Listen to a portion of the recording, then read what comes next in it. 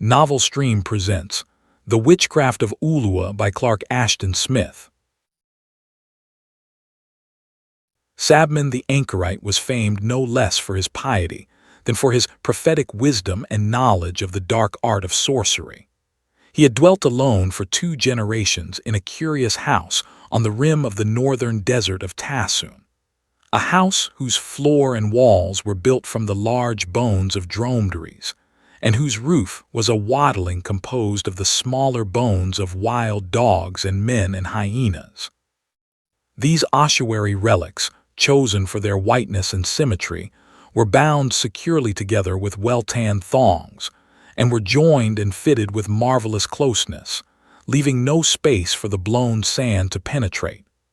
This house was the pride of Sabman, who swept it daily with a besom of mummy's hair, till it shone immaculate as polished ivory both within and without.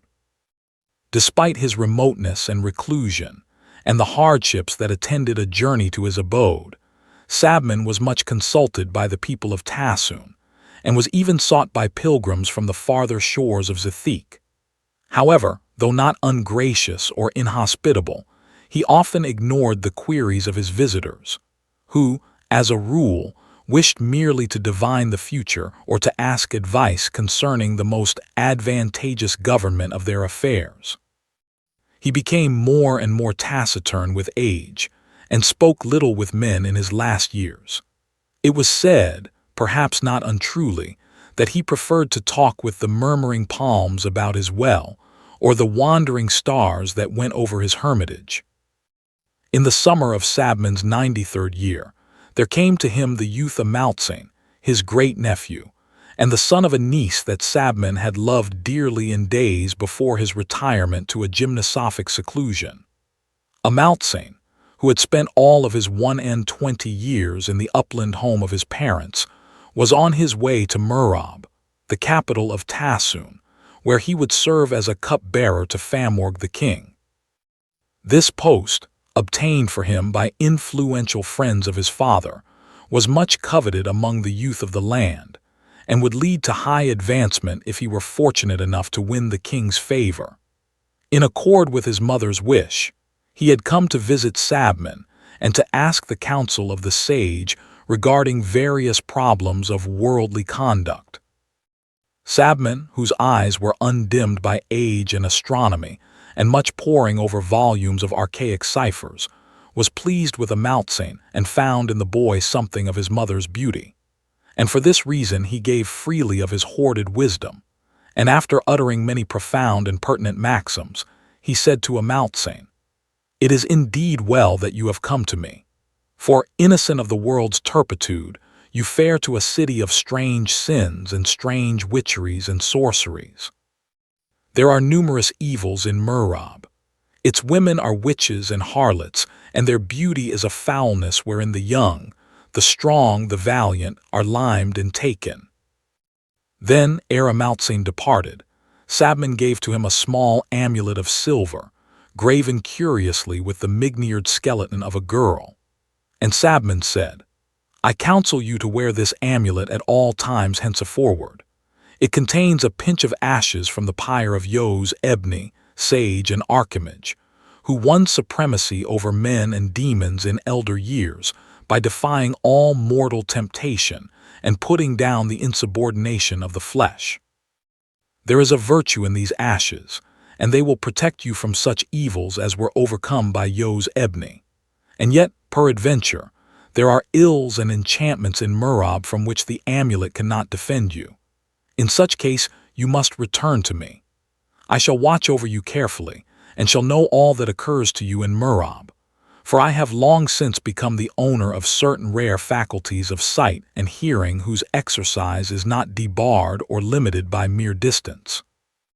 Amalzain, being ignorant of the matters at which Sabman hinted, was somewhat bewildered by this peroration, but he received the amulet gratefully.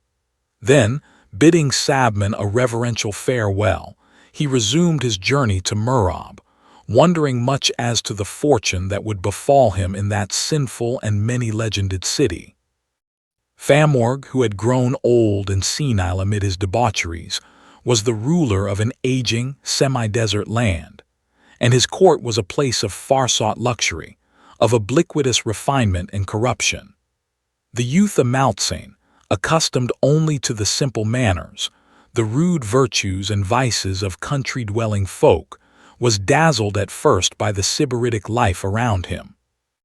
But a certain innate strength of character, fortified by the moral teachings of his parents and the precepts of his great uncle Sabman, preserved him from any grave errors or lapses.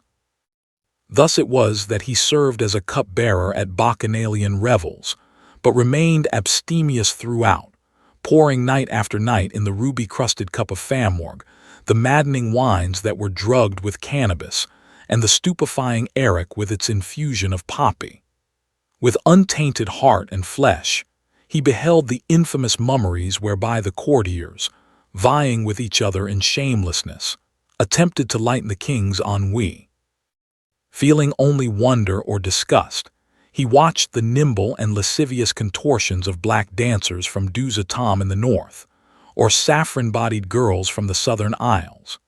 His parents, who believed implicitly in the superhuman goodness of monarchs, had not prepared him for this spectacle of royal vice, but the reverence they had instilled so thoroughly into Amalzain led him to regard it all as being the peculiar but mysterious prerogative of the kings of Tassoon. During his first month in Miraab, Amalzain heard much of the Princess Ulua, sole daughter of Famorgh and Queen Lunalia, but since the women of the royal family seldom attended the banquets or appeared in public, he did not see her. The huge and shadowy palace, however, was filled with whispers concerning her amours. Ulua, he was told, had inherited the sorceries of her mother Lunalia, whose dark, luxurious beauty, so often sung by bewitched poets, was now fallen to a haggish decrepitude. The lovers of Ulua were innumerable, and she often procured their passion or ensured their fidelity by other charms than those of her person. Though little taller than a child, she was exquisitely formed, and endowed with the loveliness of some female demon that might haunt the slumbers of youth. She was feared by many, and her ill will was deemed a dangerous thing. Famorgh, no less blind to her sins and witcheries than he had been to those of Lunalia, indulged her in all ways and denied her nothing. Amalzain's duties left him much idle time, for Famorgh usually slept the double sleep of age and intoxication after the evening revels. Much of this time he gave to the study of algebra and the reading of olden poems and romances. One morning, while he was engaged with certain algebraic calculations, there came to Amalzain a huge negress who had been pointed out to him as one of Ulua's waiting women. She told him peremptorily that he was to follow her to the apartments of Ulua. Bewildered and amazed by this singular interruption of his studies, he was unable to reply for a moment. Thereupon, seeing his hesitation, the great black woman lifted him in her naked arms and carried him easily from the room and through the palace halls. Angry and full of discomfiture, he found himself deposited in a chamber hung with shameless designs, where, amid the fuming of aphrodisiac vapors, the princess regarded him with luxurious gravity from a couch of fire-bright scarlet. She was small as a woman of the elf folk, and voluptuous as a coiled lamia. The incense floated about her like sinuous veils. There are other things than the pouring of wine for a sottish monarch, or the study of worm-eaten volumes, said Ulua in a voice that was like the flowing of hot honey. Sir Cup-bearer, your youth should have a better employment than these. I ask no employment other than my duties and studies, replied Amalzain ungraciously. But tell me, O princess, what is your will? Why has your serving woman brought me here in a fashion so unseemly? For a youth so erudite and clever, the question should be needless, answered Ulua, smiling obliquely. See you not that I am beautiful and desirable, or can it be that your perceptions are duller than I had thought? I do not doubt that you are beautiful, said the boy, but such matters hardly concern a humble cup-bearer. The vapors, mounting thickly from golden thuribles before the couch, were parted with a motion as of drawn draperies, and Amalzain lowered his gaze before the enchantress, who shook with a soft laughter that made the jewels upon her bosom twinkle like living eyes. "It would seem that those musty volumes have indeed blinded you," she told him. "You have need of that euphrasy which purges the sight. Go now, but return presently of your own accord." For many days thereafter, Amalzain, going about his duties as usual, was aware of a strange haunting. It seemed now that Ulua was everywhere. Appearing at the revels, as if by some new caprice, she flaunted her evil beauty in the eyes of the young cupbearer, and often, by day, he met her in the palace gardens and corridors. All men spoke of her, as if conspiring tacitly to keep her in his thoughts, and it seemed that even the heavy heiresses whispered her name as they rustled in the lost winds that wandered through the gloomy and interminable halls.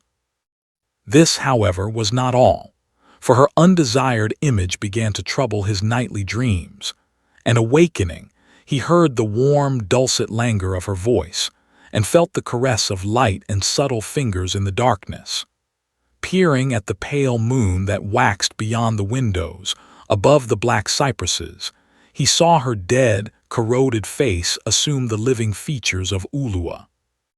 The lithe and migniard form of the young witch appeared to move among the fabulous queens and goddesses that thronged the opulent hangings with their amours. Beheld as if through enchantment, her face leaned beside his in the mirrors, and she came and vanished, phantom-like, with seductive murmurs and wanton gestures, as he bent over his books. But though he was perturbed by these appearances, in which he could scarce distinguish the real from the illusory, Amalzain was still indifferent toward Ulua, being surely protected from her charms by the amulet containing the ashes of Yo's ebony, saint and sage and archimage. From certain curious flavors detected more than once in his food and drink, he suspected that the love potions for which she had become infamous were being administered to him. But beyond a light and passing qualmishness, he experienced no ill effect whatever, and he was wholly ignorant of the spells woven against him in secret, and the thrice lethal infiltrations that were designed to wound his heart and senses. Now, though he knew it not, his indifference was a matter of much gossip at the court. Men marveled greatly at such exemption, for all whom the princess had chosen heretofore, whether captains, cupbearers, or high dignitaries, or common soldiers and grooms, had yielded easily to her bewitchments. So it came to pass that Ulua was angered, since all men knew that her beauty was scorned by Amalzain, and her sorcery was impotent to ensnare him. Thereupon she ceased to appear at the revels of Famorgh, and Amalzain beheld her no longer in the halls and gardens, and neither his dreams nor his waking hours were haunted any more by the spell-wrought semblance of Ulua.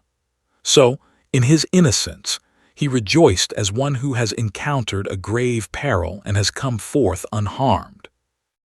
Then later, on a moonless night, as he lay sleeping tranquilly in the moonless hours before dawn, there came to him in his dream a figure muffled from crown to heel with the vestments of the tomb.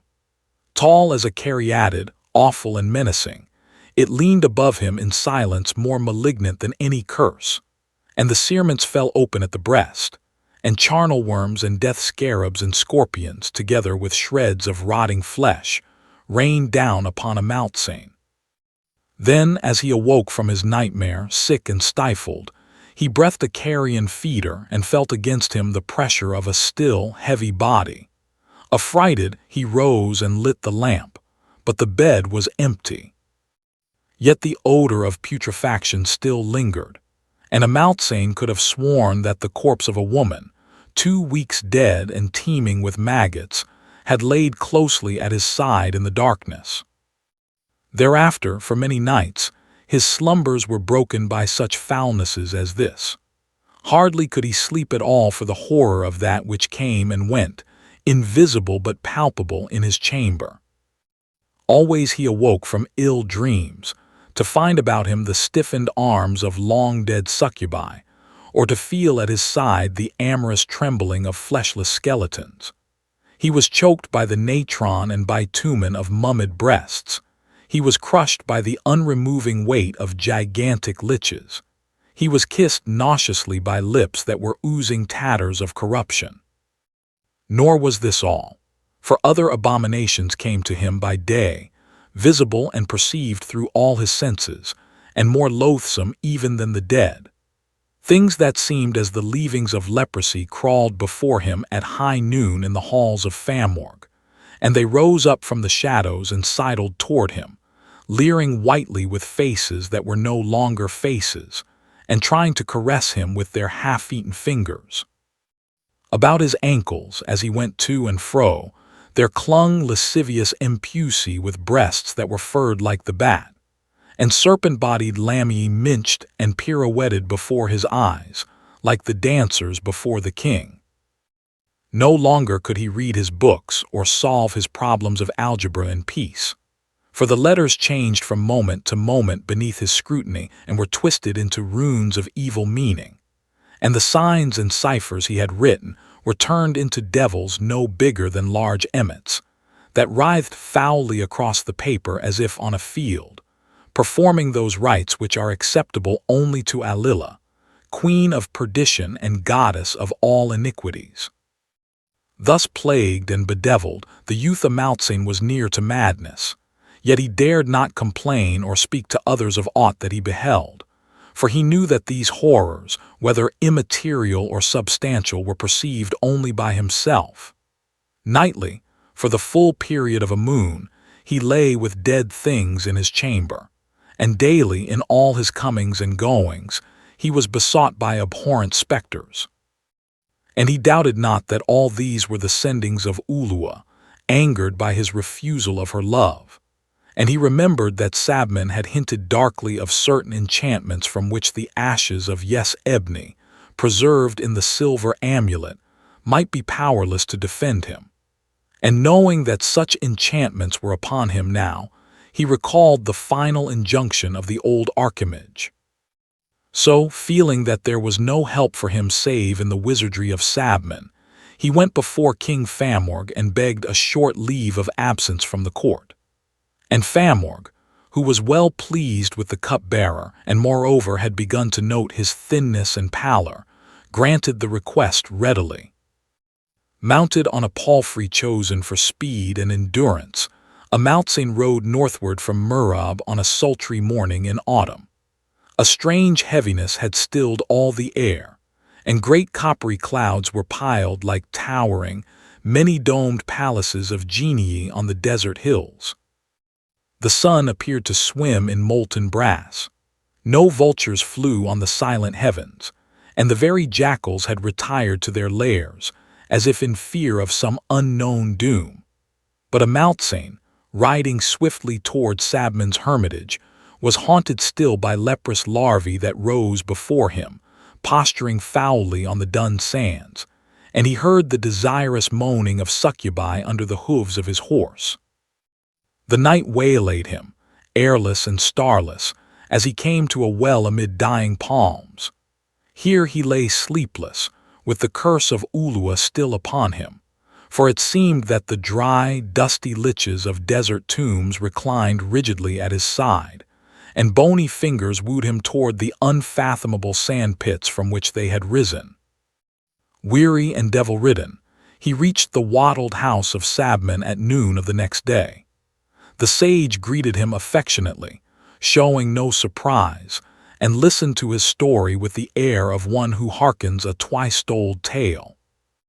"These things and more were known to me from the beginning," he said to Amalzain. "I could have saved you from the sendings of Ulua ere now, but it was my wish that you should come to me at this time, forsaking the court of the dotard Famorgh and the evil city of Miraab, whose iniquities are now at the full. The imminent doom of Miraab, though unread by her astrologers, has been declared in the heavens, and I would not that you should share the doom. It is needful," he went on, that the spells of Ulua should be broken on this very day, and the sendings return to her that sent them, since otherwise they would haunt you forever, remaining as a visible and tangible plague when the witch herself has gone to her black lord, Thacedon, in the seventh hell.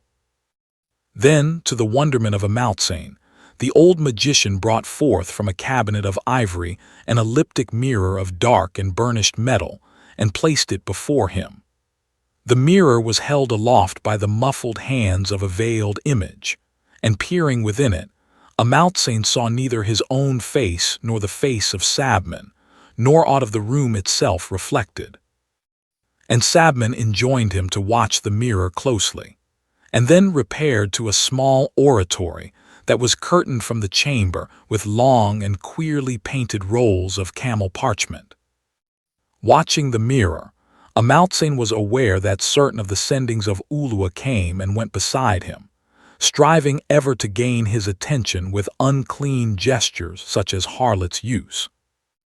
But resolutely he fixed his eyes on the void and unreflecting metal, and anon he heard the voice of Sabman chanting without pause the powerful words of an antique formula of exorcism. And now from between the oratory curtains there issued the intolerable pungency of burning spices, such as are employed to drive away demons. Then Amalzain perceived, without lifting his eyes from the mirror, that the sendings of Ulua had vanished like vapors blown away by the desert wind. But in the mirror a scene limned itself darkly, and he seemed to look on the marble towers of the city of Miraab beneath overlooming bastions of ominous cloud. Then the scene shifted, and he saw the palace hall where Famorgh nodded in wine-stained purple, senile and drunken, amid his ministers and sycophants. Again the mirror changed, and he beheld a room with tapestries of shameless design, where, on a couch of fire-bright crimson, the Princess Ulua sat with her latest lovers amid the fuming of golden thuribles. Marveling as he peered within the mirror, Amalzain witnessed a strange thing, for the vapors of the thuribles, mounting thickly and voluminously, took from instant to instant the form of those very apparitions by which he had been bedeviled so long. Ever they rose and multiplied, till the chamber teemed with the spawn of hell and the vomitings of the riven charnel. Between Ulua and the lover at her right hand, who was a captain of the king's guard, there coiled a monstrous lamia, enfolding them both in its serpentine volumes and crushing them with its human bosom. And close at her left hand appeared a half-eaten corpse, leering with lipless teeth, from whose cerments worms were sifted upon Ulua and her second lover, who was a royal equerry. And swelling like the fumes of some witch's vat, those other abominations pressed about the couch of Ulua with obscene mouthings and fingerings. At this, like the mark of a hellish branding, horror was printed on the features of the captain and the equerry, and a terror rose in the eyes of Ulua like a pale flame ignited in sunless pits, and her breasts shuddered beneath the breast cups. And now, in a trice, the mirrored room began to rock violently, and the censers were overturned on the tilting flags, and the shameless hangings shook and bellied like the blown sails of a vessel in storm. Great cracks appeared in the floor, and beside the couch of Ulua a chasm deepened swiftly and then widened from wall to wall. The whole chamber was riven asunder, and the princess and her two lovers, with all her loathly sendings about them, were hurled tumultuously into the chasm. After that the mirror darkened, and Amalzain beheld for a moment the pale towers of Miraab, tossing and falling on heavens black as adamant. The mirror itself trembled, and the veiled image of metal supporting it began to totter and seemed about to fall, and the wattled house of Sabman shook in the passing earthquake, but being stoutly built, stood firm while the mansions and palaces of Miraab went down in ruin. When the earth had ceased its long trembling, Sabman issued from the oratory. "It is needless to moralize on what has happened," he said. "You have learned the true nature of carnal desire, and have likewise beheld the history of mundane corruption.